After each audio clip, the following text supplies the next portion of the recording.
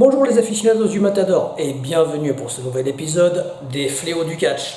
Alors cette fois-ci, ça me fait mal au cœur de parler de ça parce que c'est un fléau qui m'est venu à l'esprit alors que je me trouvais dans des vestiaires et il m'a été inspiré par une histoire qui est arrivée récemment à un promoteur.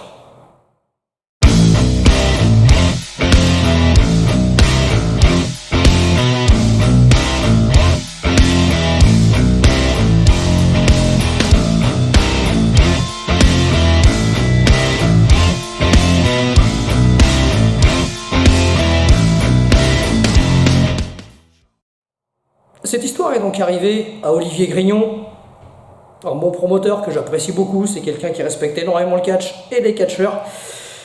Et en fait, le fléau dont il a été victime, c'est tout simplement les mecs qui se barrent des shows en fait sans prévenir.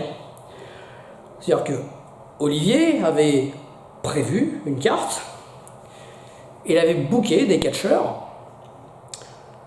et des catcheurs lui ont fait faux bond au dernier moment. Alors, il y en a un, il lui a fait faux bond pour une raison valable. On peut tous avoir des accidents, on peut tous avoir des problèmes de santé, on peut tous avoir des événements graves dans la vie de tous les jours, et ces gens-là sont excusés.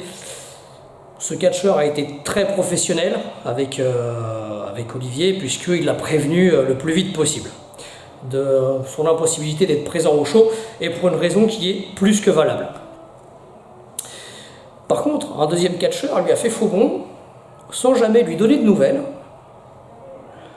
sans jamais le prévenir en fait, sans lui donner de justification, juste parce qu'il a accepté un autre booking au même moment, dans un autre endroit. Et il s'est dit que ce booking serait mieux pour son image. Je ne sais pas si jamais il y a une histoire financière là-dessus, mais au moins, quand vous ne pouvez plus aller sur un show, la moindre des corrections, c'est juste d'expliquer au promoteur pourquoi vous ne pouvez pas y aller. Et là, ça me fait mal au cœur, c'est que le catcheur en question, c'est quelqu'un que j'apprécie. C'est un bon gars en temps normal. Et j'ai été très surpris, je n'ai pas compris sa réaction et sa position.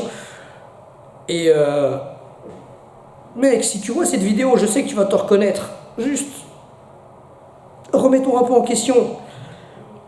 Sois correct avec les promoteurs parce que du coup, l'information va tourner. Et tu vas finir en fait par plus être booké nulle part si tu continues comme ça. Et ce genre de choses, c'est un vrai fléau parce qu'au final, les promoteurs n'ont plus confiance dans les catcheurs. T'es un bon catcheur, mais au final, tu ne seras plus booké parce que tu leur as mis à l'envers un autre catcheur. Donc du coup, il va faire quoi le promoteur? Il va booker des élèves à lui, à ta place, des catcheurs moins bons que toi. Donc par ce genre de comportement, tu es en train de dégrader la qualité des shows. Donc s'il vous plaît les mecs, faites un effort. On est les premiers à critiquer ce que font les promoteurs de catch, mais balayons devant notre porte. Soyons les premiers à communiquer avec eux, à leur dire quand il y a un problème, quand nous ne pouvons pas être là. C'est à notre tour d'être honnête envers eux pour que les promoteurs soient honnêtes avec nous. Et bien voilà, j'espère que cette vidéo vous aura fait réfléchir un petit peu, ouvert les consciences à certains. Et puis comme d'hab, abonnez-vous, tout ça, enfin vous connaissez le blabla habituel. Olé!